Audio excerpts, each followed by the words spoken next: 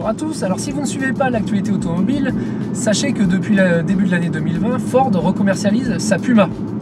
Alors non pas sous une forme de petit coupé comme on a pu le connaître par le passé, mais sous une forme d'un petit SUV.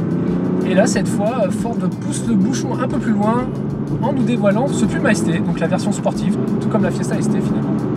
Alors à l'extérieur, ce Puma est reconnaissable grâce à son spoiler avant spécifique. On a également un biquet de haillons, des grosses jantes de 19 pouces, des étriers de frein rouges, un toit de couleur noire et une double sortie d'échappement.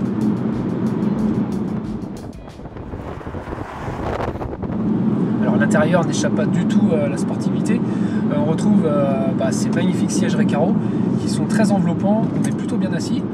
On a un pédalier en alu, un pommeau de vitesse spécifique et un volant à méplat avec la petite touche magique qui permet de jongler entre les différents modes de conduite, donc le mode éco, le mode normal, le mode sport et le mode circuit. Alors, côté technique, sachez que le Puma ST repose sur la même plateforme que la Fiesta ST, donc une plateforme qui va bien. Il reprend également la même motorisation, à savoir un 3 cylindres 1,5 litre turbo essence de 200 chevaux. Un moteur qui est très agréable, qui profite de 30 Nm de coupe supplémentaire par rapport à la Fiesta pour compenser la petite hausse de poids. Donc un moteur souple à bas régime comme je vous le disais et qui sait également se montrer rageur haut dans les tours. En plus on a une petite sonorité assez sympa et quand on monte au-delà des 4000 tours minute, c'est très agréable et très sportif. Alors côté comportement, comme vous pouvez vous en douter, le feeling est super bon, hein. On a un véhicule très agile dans les virages, avec un arrière très mobile et qui rend ce Puma hyper attachant et même un peu trop joueur, donc heureusement que l'ESP veille.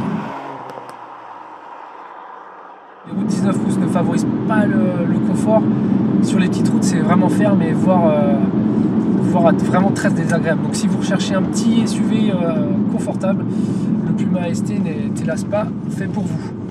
Pour le reste, écoutez, on retrouve toutes les caractéristiques du Puma, hein, avec un grand coffre, des places arrière très convenables.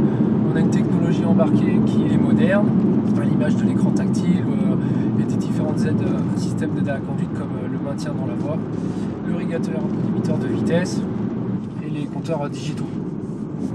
Alors forcément il faudra compter sur un surcoût assez conséquent, et si on le compare au Puma équipé de la finition ST Line X en version essence 155 chevaux, il faut compter 5500 € supplémentaires, sans oublier le malus.